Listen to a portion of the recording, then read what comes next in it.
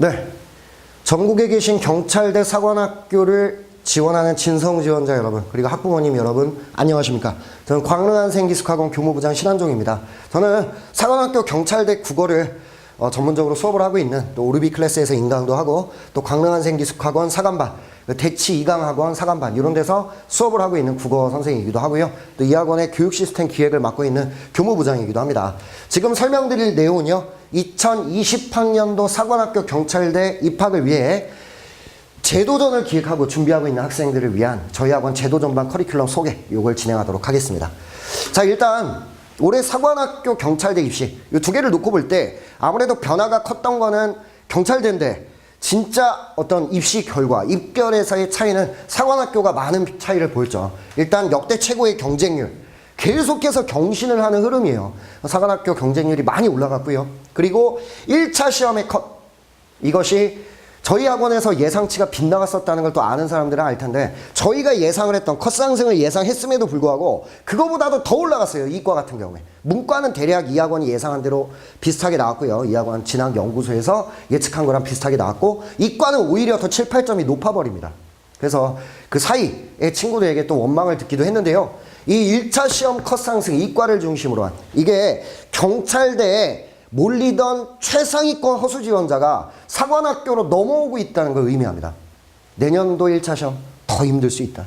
그걸 생각을 해봐야 돼요. 오히려 경찰대는 예년보다 점점 1차 시험 합격은 쉬운 흐름으로 갈 겁니다. 경찰대 정원이 줄고 병역 혜택이 없어지고 이런 흐름하고 물릴 수밖에 없는 거죠.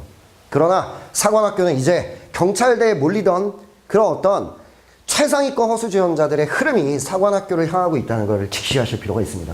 쉽지 않은 싸움을 해야 한다. 컷이 많이 올랐다. 이 부분이고요. 그리고 여전히 우선 선발에서는 2차 시험의 중요도가 크다. 라고 하는 걸 보여드릴 수 있습니다.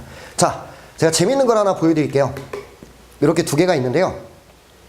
그런 얘기를 많이 하죠. 우리 최상위권 친구들이 또 선생님 제자 중에도 고3 때 선생님하고 공부하다가 재수할 때는 사관학교를 지망하는데도, 그래도 최상위권 재수는 D학원이지, 뭐 또 요즘에 유용한 시대 XX 학원이지, 뭐 이렇게 하는 친구들도 있어요. 또 그게 뭐 일명 다 틀린 말은 아니라고 선생님은 생각을 합니다.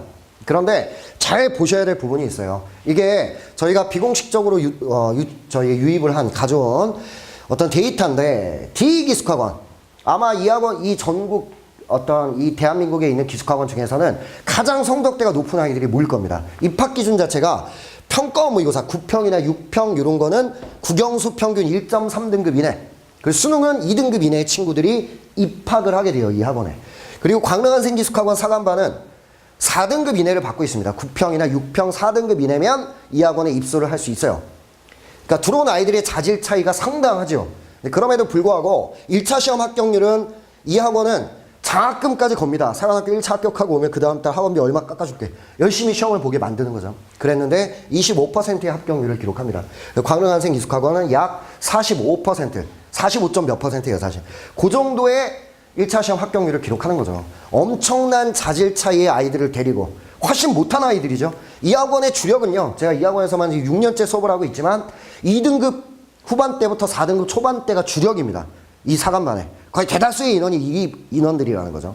근데 이 인원들을 가지고 이 합격률을 만들어냈고요. 45% 1차 합격률이. 그리고 이 D학원은요, 이 1, 2등급 아이들, 고정 1등급이 됩니다. 거의 재수를 시작하면 6평 때쯤에. 이런 아이들이 4분의 1 정도밖에는 1차 시험의 관문을 뚫지를 못합니다. 이게 무슨 차일까? 라고 하는 거를 여러분이 곱씹어 보셔야 하고요. 그 다음에 우선선발, 이거는 사실 올해 건 아니고요, 작년 겁니다. 제가 이걸 찍는 시점이 아직 우선선발 발표를 안 해서 작년 데이터를 가져왔는데, 여기서는 1차 합격자 중에 우선선발 합격자가 15%, 광릉한생기숙학원은 거의 1차 시험 합격자 중에 절반 가까운 숫자가 우선선발로 합격을 합니다. 2차 대비의 유무, 이게 또 다른 차이를 만들어내는 거죠.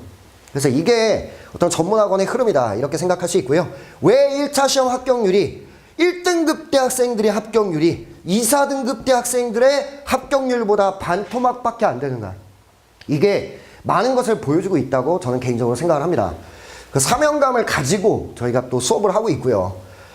자, 맞춤 대비가 정답이다, 뭐 이렇게 말씀드릴 수 있고요. 이 맞춤 대비를 할 때 제가 드리고 싶은 말씀은요, 사관학교 1차 시험은 수능과 대동소이하다. 그러니까 수능을 잘하면 사관학교 시험도 당연히 잘해.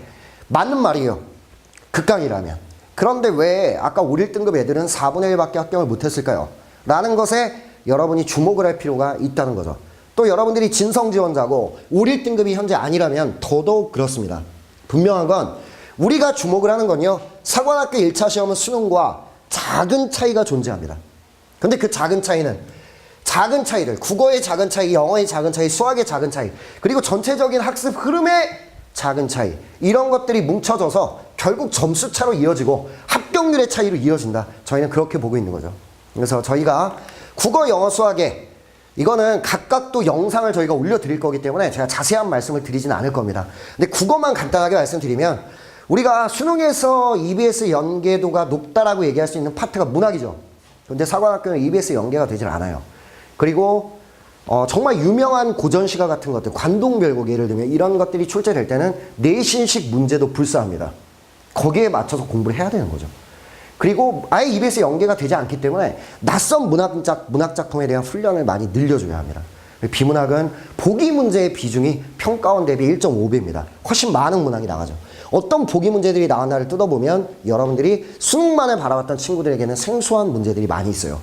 그렇다면 거기서 막히면 국어는 끝장인 거 아시죠? 한 문제를 잡고 있으면 시간은 흘러갑니다. 그런 작은 차이가 왜 큰 점수 차이로 이어지는지를 여러분이 직시해야 돼요. 화법장문도 마찬가지입니다. 재작년에 2018학년도 사관학교 1차 시험에서 국어가 헬이었죠. 너무 어려웠어요, 국어가. 근데 그 차이를 누가 만들었냐? 바로 화법장문입니다. 지금까지 보여줬던 사관학교의 화법장문의 출제 경향이 집대성된 해였어요. 그걸 대비를 했으면 이겼다 라는 거죠. 문법에서의 작은 차이, 문법이 더 어렵다, 옛날 같진 않아요. 수능보다 더 많이 어렵다가 아니에요. 약간의 어려움입니다. 근데 수능에선 한 번도 출제되지 않았던 문법 문제들이 사관학교는 종종 출제되곤 했죠. 그런 것들도 다 공부를 해야 된다는 거지.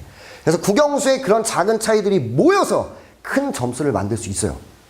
1등급 친구들은 준비하지 못했던 부분을 2, 4등급이 준비하면 그 친구들이 사관 1차를 뚫을 수가 있다는 겁니다. 그리고 학습 흐름의 호흡이다, 이렇게 말씀드려놨죠. 자, 이걸 보시면요, 일반적인 재수종합학원은 보통 1월 달에 선행반, 12월 말 1월 달에 시작을 해서 기초 수업을 합니다. 아주 기본적인 내용들을 수업을 하고요. 그 다음에 3월에서 6월 달까지는요, 영역별 기본을 다시 한번 밟으면서 EBS 수능 특강과 평가원 기출을 소스로 6월 말까지 수업을 합니다. 그리고 7월 달부터 영역별 기본 심화학습, 기본을 한 번 더 타는 거죠. 그러면서 이제 수학으로 따지면 4점짜리 문제, 이런 것들을 좀 섞어 넣기 시작해요. 국어는 무슨 정말 최상위권 학원이라면 리트 같은 거, 이런 거 섞어서 수업을 합니다. 그리고 수능 완성까지 나가죠. 그리고 파이널을 하고 수능을 보는 흐름입니다. 그런데 우리 시험은 언제입니까? 7월 달이에요. 그러면 수능 특강 끝내놓고 시험을 봐야 되는 그런 상황이 오게 되는 거죠. 호흡이 달라야 된다는 건 이런 겁니다. 이런 게 가장 큰 차이인데요. 저희는 12월부터 4월 달까지가 선행반이 없다라고 생각합니다. 기초에서 기본까지 스트레이트로 나가요. 그러면서 평가원 교육청, 나아가 사관 기출까지를 다 다루게 됩니다. 그리고 5월, 6월에는 심화학습, 이제 고난도 문제풀이의 비중을 많이 두고요. 반별로 차이는 좀 있지만, 그리고 개인별 약점 보완을 진행합니다. 그리고 이제 7월 달이 되면 사관 기출 경향을 다시 한번 기출들을 모아놓고 분석을 하고 파이널 수업을 진행하게 됩니다. 그렇게 해서 1차 시험이 끝나고 나면 지금까지 다루지 않았던 EBS 수능 특강과 수능 완성을 다루면서 수능 파이널까지, 수능 대비까지 스무스하게 이어질 수 있도록 커리큘럼을 구성하고 있습니다. 물론 이제 탐구 수업 같은 것들도 전반부에도 실시가 되지만 후반부에 비중을 더 많이 두고 수업을 진행하고 있습니다. 이런 호흡의 차이, 저희가 여기까지 하는 게 여기서는 여기까지 늘어지는 거죠. 이래서는 1차 시험은 6대인데요. 답이 없다. 그 생각을 해보셔야 합니다. 원래 5, 1등급이다. 6월 평가원 5, 1등급이다. 라고 해도 사관학교 1차 시험에서 무너지는 학생들이 많이 생기는 이유입니다. 그 생각을 해보셔야 하고요. 그 다음 2차 시험. 이거는 뭐 말할 나위가 없다고 생각합니다. 유일하게 사관학교를 전문적으로 수업할 수 있는 학원의 노하우를 믿으셔도 된다고 생각해요. 그래서 한국사 능력검정부터 체력, 면접, 논술, 토론에 이르기까지 2월 달부터 자투리 시간을 활용해서 조금씩 준비를 시킵니다. 그리고 1차가 끝나고 나면 집중적인 대비해서 무선 선발의 합격률을 극대화할 수 있는 노하우가 이 학원에는 있다. 그 말씀을 드리고 싶습니다. 자, 2017학년도 106명, 18학년도 134명, 19학년도는 대략 150명을 예상하고 있어요. 고3과 재수생을 합친 숫자입니다. 고3 겨울방학 특강, 1차 파이널 특강 이런 거 오는 친구들이 있기 때문에 이제 그 학생들과 재수생을 합친 숫자입니다. 아마 여기서 한 50명 정도가 저희 재수생이다 이렇게 생각하면 될 텐데 그게 작년에 이제 100명 남짓한 사관반 중에 이제 45%가 합격을 한 그런 비율이다라고 생각할 수 있고요. 내년의 주인공은 여러분이 되기를 간절히 기대를 합니다. 그래서 여러분들이 이 영상을 보면서 꼭 이 학원에 오지 않더라도 학습의 호흡이나 이 다른 점 같은 것들을 느껴줘야 돼요.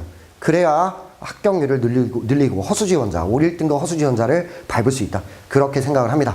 자, 제가 준비한 내용은 여기까지고요. 이 학원 광릉기숙학원 사관반, 경찰대반의 선행반은 12월 16일 날 1차 개강, 30일 날 2차 개강을 하고요.